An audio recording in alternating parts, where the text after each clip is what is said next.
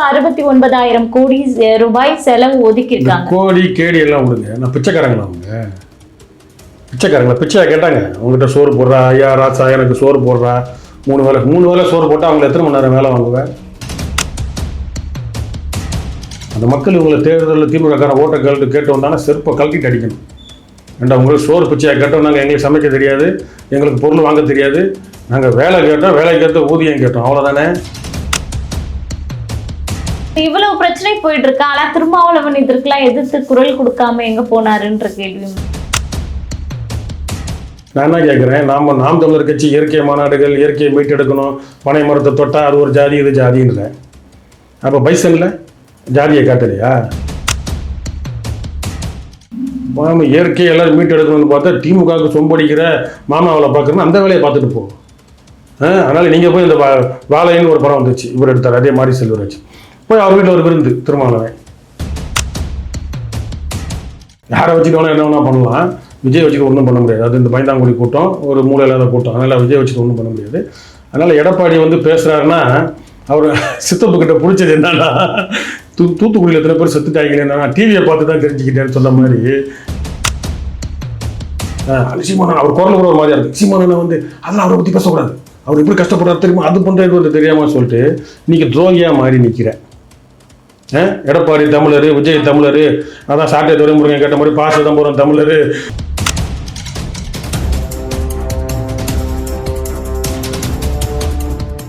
கலங்கரை சொந்தங்களுக்கு அன்பு வணக்கம். கலங்கரை நிகழ்ச்சிக்கு உங்களை வரவேற்பதில் மகிழ்ச்சி. இன்று நம்மோடு நேர்காணலில் இணைந்திருப்பவர் நாம் தமிழர் கட்சியின் வெற்றி தமிழன் அவர்கள். வணக்கம் சார். வணக்கம் சார். இப்போ தீபாவளி முடிஞ்சிருக்கு. தீபாவளிக்கு வந்து பாத்தீங்கன்னா ஃபர்ஸ்ட் 490 கோடி வந்து 2024 வந்து சேல்ஸ் ஆயிருக்கு. இந்த முறை டார்கெட் 790 கோடி விற்பனை ஆகியிருக்கு மது. இது எப்படி பாக்குறீங்க? திராவிட மாடல் 2 or 3 கூட வச்சுக்கலாம். இப்போ சமூகத்தில் நம்ம இவ்வளோ பிரச்சனைகள் பேசுகிறோம், அது சாதி வெறி மத வெறி இப்போ எல்லாமே கடந்து ஒரே கோடா போட்டோம்னா போதை, மது போதை. அப்போ இந்த மது போதையை கட்டுப்படுத்துறதுக்கு என்ன செஞ்சுருக்கிறீங்க? மது அறவே ஒழிக்க முடியாது, உடனே பண்ண முடியாது, அது பண்ண முடியாது, கல் கடை திறந்தா போய் கைது பண்ணுற, உடைக்கிற, எல்லாம் பண்ணுற. சரி, இயற்கை மது இதெல்லாம் முடிச்சுட்டு இதில் இவ்வளோ வருமானம், சமூக சீர்கேடு தானே. குடிச்சிட்டு அவன் எப்படி தீபாவளி கொண்டாடி இருப்பான்? கண்டிப்பாக அதிகமாக குடிச்சிட்டு அவன் எப்படி தீபாவளி கொண்டாடி இருப்பான்? இல்லை பொங்கலுக்கு எந்த விடுமுறையாக இருந்தாலும் சொல்கிறேனே. அப்போ நம்ம காலங்காலமாக குட் ஃப்ரைடேக்கு விடு, ரம்ஜானுக்கு மதுக்கடையை விடுன்னு கேட்கறது கோரிக்கை வச்சா முடியல. இவங்க இந்துத்துவாவுக்கு இவங்க உடந்தையாக இருக்கிறது ஒன்று, அது ஒரு பக்கம் இருந்தாலும் மதுக்கடைன்றது அது தவிர்க்க வேண்டியது. இப்போ ஜெயலலிதா வந்து எப்படி லாட்டரியை ஒழிச்சு கட்டினாங்களோ, அடுத்து நாம் தமிழரோ நாங்களாம் வந்தோம் அப்படின்னா முதல்ல மதுவை, இந்த சீமை மது, இந்த நாட்டு இந்த டாஸ்மாக் சரக்கு இதெல்லாம் முதல்ல ஒழிச்சு கட்டணும். நீங்கள் பயங்கர சீர்கேடு. இதில் தான் பெண்கள் பாதுகாப்பு, குழந்தைகள் பாதுகாப்பு, சட்டம் ஒழுங்கு, எல்லாம் பொருளாதார வளர்ச்சி, குடும்ப மேம்பாடு, நகர்ப்புற வளர்ச்சி எல்லாமே இதில் தான் அடங்கியிருக்கு. இதில் எல்லாத்துலேயும் செலவு தள்ளி நீ சீரழிச்சுக்கிட்டு நான் வந்து அதை கொண்டு வரேன் இதை கொண்டு வரேன்றது வந்து ரொம்ப ஊரை ஏமாத்துற வேலை. இப்போ தூய்மை பணியாளர்கள் தொடர்ந்து போராடினாங்க, எங்களுக்கு பழைய ஓய்வூதியம் வேணும், அரசு பணி வேணும்னு. இப்போ அவர்களுக்காக அரசு அறிவித்த ஒரு சிறப்பு திட்டம் என்னன்னா 3 வேளை உணவு வந்து இவர்களுக்கு வழங்கப்படும் அப்படின்ட்டு முதல் கட்டமாக சென்னை மாநகராட்சிக்கு உட்பட்ட தூய்மை பணியாளர்களுக்கு 69,000 கோடி ரூபாய் செலவு ஒதுக்கியிருக்காங்க. கோடி கேடி எல்லாம் விடுங்க. நான் பிச்சைக்காரங்களா அவங்க? பிச்சைக்காரங்களா? பிச்சையா கேட்டாங்க உங்ககிட்ட சோறு போடுறா ஐயா ராசா எனக்கு சோறு போடுறா 3 வேளை சோறு போட்டால் அவங்களை எத்தனை மணி நேரம் வேலை வாங்குவேன்? இதுக்கு பதில் சொல்லு எனக்கு.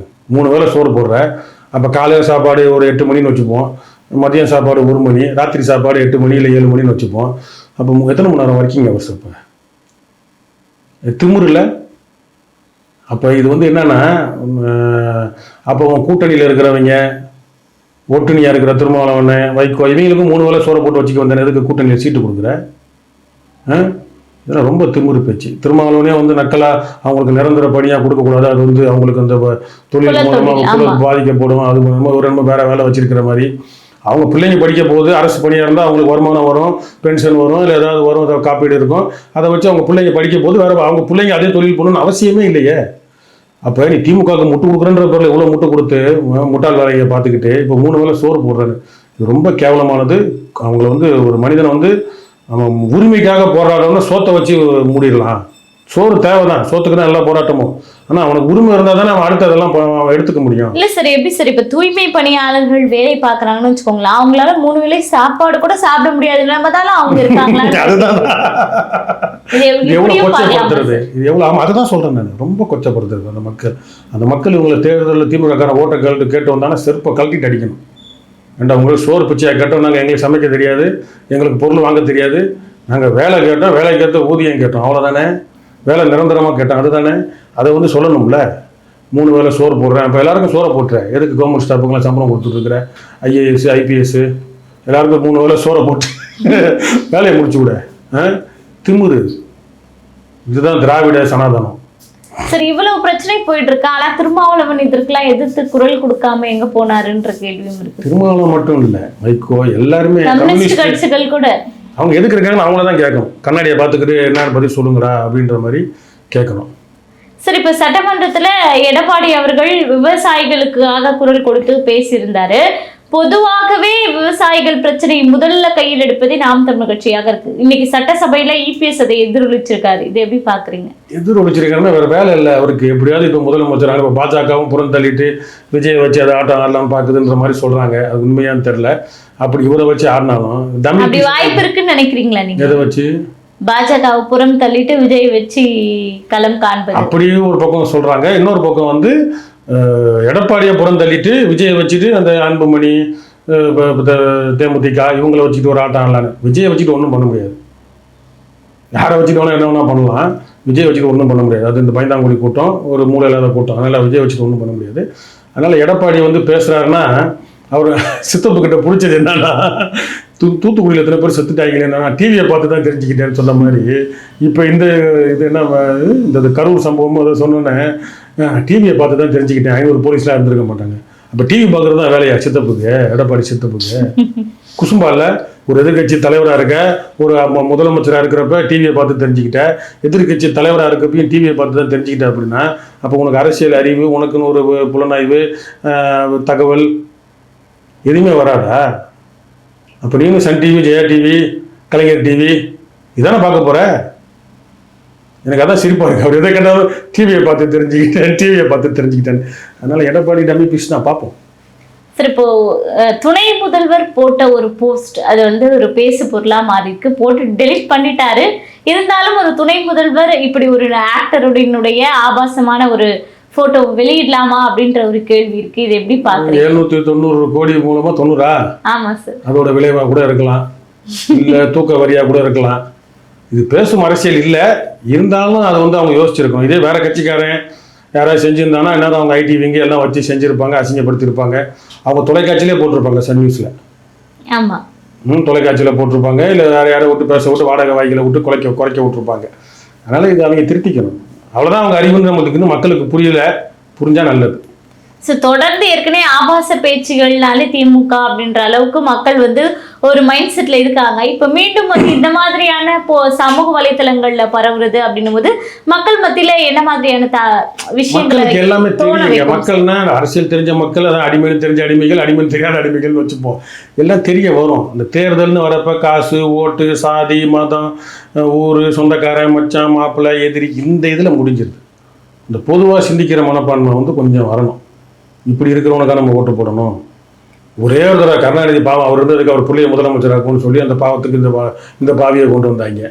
இப்போ அவர் பிள்ளைய முதலமைச்சராக்கும்னு கிளம்புறதுக்கு என்ன இது? இறக்கப்பட்டு தான் ஸ்டாலின் ஓட்டு கேட்டாங்க திமுக காரங்க.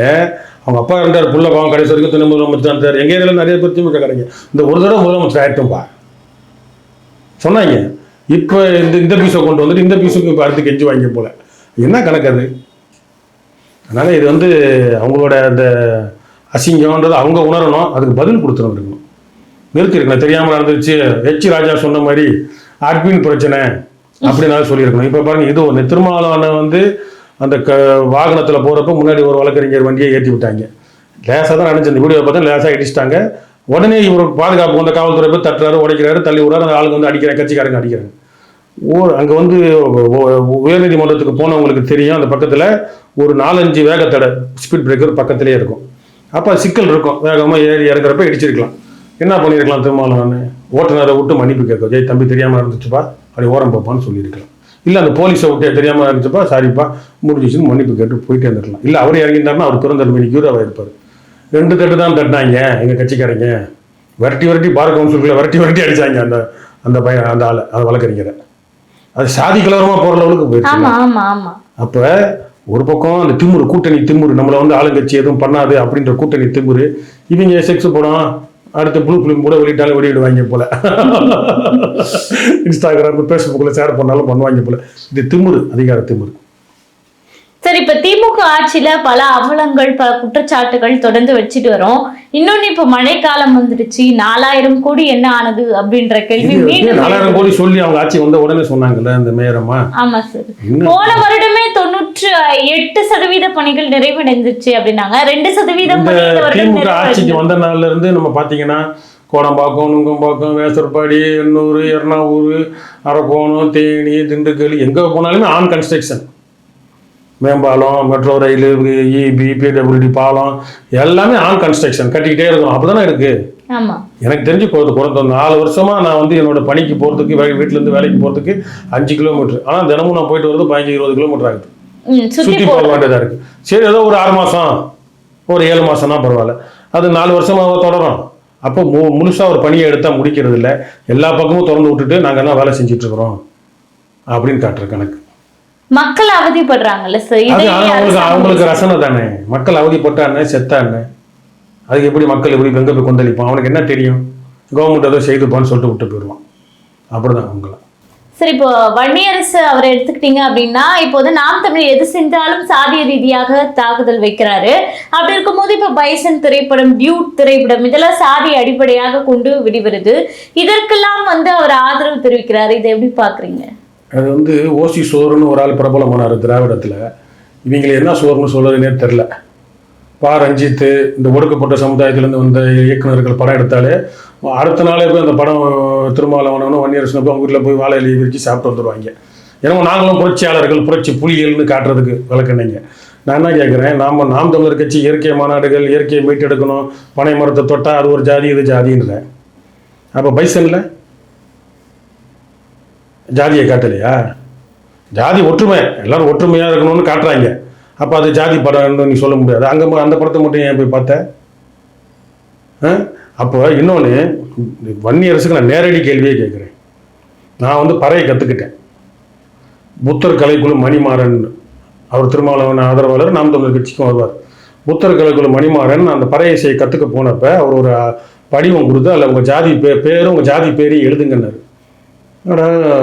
சமத்துவம் பேசுகிறாங்க, விடுதலை சிறுத்தை ஆதரவாளர் ஜாதி பேரை கேட்குறாரு அப்படின்றப்ப அவர் என்ன சொன்னார்னா, இப்போ நான் எனக்கு பறை சொல்லிக் கொடுக்க மாட்டேன்னாரு. யார்? என்னோட பறை ஆசான் புத்தர் கலைக்குழு மணிமாறன். அதை சொல்லிட்டு அதுக்கான காரணம் சொன்னார்.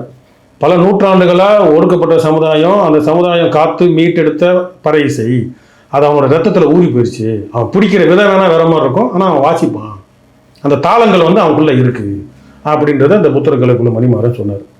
மற்ற பறையர் அல்லாதோர் எத்தனை பேர் வந்து இந்த சாதியை வேற எந்த சாதிகள் வந்து பறையை கற்றுக்குறாங்கன்னு எனக்கு ஒரு கணக்கு வேணும், அதனால எழுதுங்கன்னாரு. இது நல்ல நோக்கமா கெட்ட நோக்கமா? நல்ல நோக்கம் தான். இது வெளியில இருந்து பார்த்தா எப்படி இருக்கும்? வன்னியரசு மாதிரி கோணம் வாயை வச்சுக்கிட்டு முட்டாளே. அப்போ புத்தர் கலைக்குழு மணிமாறன் ஜாதி வரியனா? பறையனுக்கு பறை சொல்லி கொடுக்க மாட்டேன், பறையனை தவிர வேற யார் வந்து பறை கற்றுக்கிறானோ அவன் ஜாதி பறை சொல்லுன்னு கேட்குறாரு, அது ஜாதி வரியா?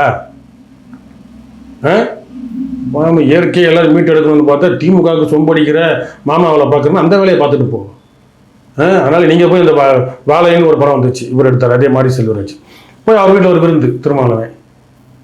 என்ன சொல்ல வரீங்க?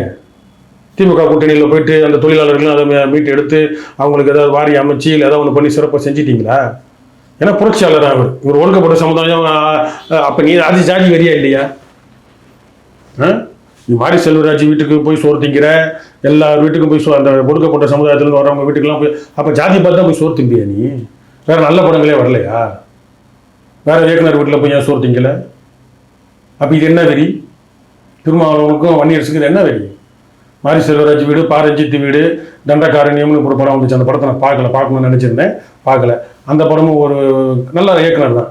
2ஆம் உலக போரின் கடைசி கூட்டுன்னு ஒரு நல்ல படம் பார்த்துருந்தேன். அந்த இயக்குனர் படம்னு சொன்னாங்க. அது அவரும் ஒடுக்கப்பட்ட ஒன்று போய் திங்கிற, அவங்க வீட்டில் போய் சோறு திங்கிற.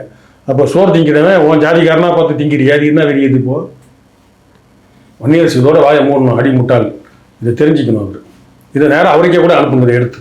சார், இந்த இசைக்கு கார்வண்ணன் அவர்கள் வந்து அதாவது இபிஎஸும் தமிழர் தான், விஜயும் தமிழர் தான் அப்படின்ற மாதிரி இப்போ பேசிட்டு வர்றாரு, ட்விட்டுங்கெல்லாம் போடுறாரு. முதல்ல அவர் நாம் தமிழ் கட்சிக்கு ஒரு ஆதரவாக தான் செயல்பட்டு இருந்தாரு. இப்போ இவர்களை ப்ரமோட் செய்யறாரு. இதற்கான காரணம் என்னவா இருக்கும் சார்? அவர் அண்ணன் கூட இருக்கிறப்ப கட்சியில் பார்த்தீங்க அப்படின்னா அவர் பேச்செல்லாம் கொஞ்சம் ரொம்ப சிரிப்பாக இருக்கும். வண்டியில் அண்ணன் கூடவே போவார். பொதுக்குழுலாம் வந்து குறைகள் யாராவது சொன்னாங்கன்னா பேசாத பேசாத பேசாத, அண்ணன் அடுத்த முதலமைச்சர் அண்ணன் அப்படி இப்படின்னு அவ்வளோ ஜாலராக அடித்தார். நாங்கள் கூட ஒரு மாவட்ட கலந்தாய்வு, தொகுதி கலந்தாய்வுனா கட்சிக்குள்ளே இருக்க முரண்கள், பிரச்சனைகள் சீமான் என்ன கேட்டார்னா கூட பேசுவோம். இதை குறை, அவர் நம்மளை குறை சொல்ல, நம்ம குறை சொல்ல, தொகுதியில் பிரச்சனைகள்லாம் பேசுவோம்.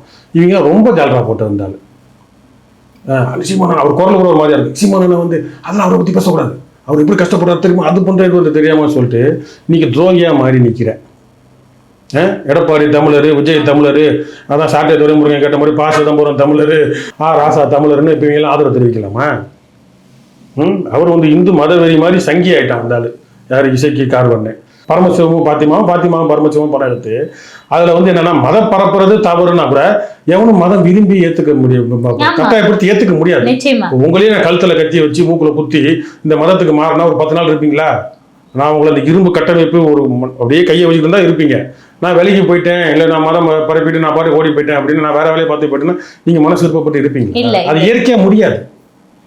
இந்த படத்துல கிறிஸ்துவ மிஷினரிகள் நல்லா புரிஞ்சுக்கணும். தமிழர் வரலாற்றுல அந்தந்த தேசிய இனங்களுக்கு கிறிஸ்துவ மிஷினரிகளின் பங்களிப்பு. அதுக்கு வந்து சீமான் அவர்களே இந்த படத்துக்கு நேர்ல அண்ணன் கேட்ட அந்த கேள்வியை வந்து நாங்க ஒரு விவாத மேடையில இந்த இதுல கேட்டோம். கிறிஸ்தவர்கள் கேள்வி கேட்டதுல நட்பின்றி மீதில கூப்பிட்டாங்க, நான் போனேன் பார்த்தேன், அவ்வளவுதான். அந்த படத்தை ஏத்துக்கிறது அந்த படத்தை ஆதரிச்சு இல்லை அந்த படத்தை வந்து சிறப்பான படம் அப்படின்றது மாதிரிலாம் எதுவும் இல்லை. அது கூப்பிட்டாங்க பார்த்தேன், அவ்வளவுதான். அப்படின்னு தான் சொன்னார். ஒரு விருந்தினராக தான் கலந்துக்கணும். ஆமா ஆமா ஆமா ஆமா. நட்பு ரீதியா அந்த நட்பு பழகின பாசத்துக்கு அண்ணன் போறாரு, அவன் இவரை வச்சு ஆட்டம் ஆடுறாங்க. எந்தெந்த இப்போ ஃபிடல் காஸ்ட்ரோ கியூபா விடுதலைக்கு கிறிஸ்துவ மிஷினரிகளின் பங்களிப்பு இருக்கு. மிஷினரினா இவங்க என்ன பண்ணுவாங்கன்னா, மிஷினரினா பெங்களூர் குணா தான் ஒரு வார்த்தை சொன்னார், விடை ஊழியர்கள், தன் சொந்த நாட்டை விட்டு விடை பெற்று வேறு நாட்டுக்கு சென்று ஊழியம் செய்பவர்கள். அது அவங்க கிறிஸ்துவத்தை ஏற்றுக்கிறதுனால மதம் பரப்ப போறாங்க. அப்படியே இந்த விடை ஊழியர்கள் வந்து பல இடங்கள்ல வந்து தமிழ்நாட்டில் எல்லா நாட்டிலையும் பண்றப்ப 1000 ஆண்டுகளாக அடிமைகளாக இருந்த ராஜராஜ சோழனுக்கு பிறகு 1000 ஆண்டுகளாக அடிமையாக இருந்த தமிழினத்தில் திருக்குறளை மீட்டெடுக்க ஒரு எல்லிஸ் வந்தாரா? அந்த நம்ம ஆயுர்வேத பண்டிதரோட தாத்தாவோ அப்பாவோ எடுத்துட்டு போய் கொடுக்கறதுக்கு அதை அச்சிடுறதுக்கு ஒருத்தர் வெள்ளைக்காரன் பயன்பட்டானா? இந்த சீக்கன் பாலுக்கு அச்சு இயந்திரம் கொண்டு வந்தாரா? அப்புறம் அந்த வேற யாரு, நம்ம பென்னி குக்கு, முல்லை பெரியாரான அந்த மாதிரி கிறிஸ்துவ மிஷினரிகள் அப்புறம் அந்த அதிகாரத்தில் வந்தவங்களும். அப்போ அவங்களால ஒரு மாற்றங்கள் வந்திருக்கு. நம்ம அதை பிளாட்ஃபார்மை பயன்படுத்தணும். நீ என்னமோ தமிழ் அறிவாளியா இருந்தான் எல்லாம் இருந்தான்டா, இருந்தான் 1000 வருஷம் என்னாச்சு?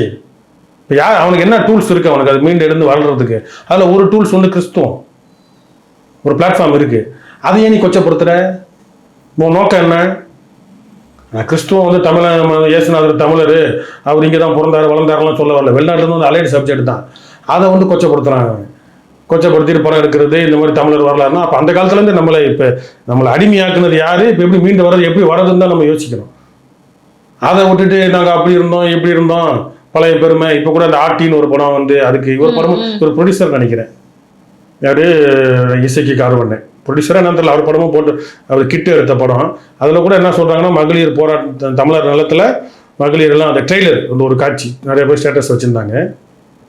நம்ம பெண்கள் முன்னெடுத்த போராட்டங்கள் போர்கள்லாம் இந்த வரலாற்றில் இருக்குது, சொல்லிக் கொடுக்கல.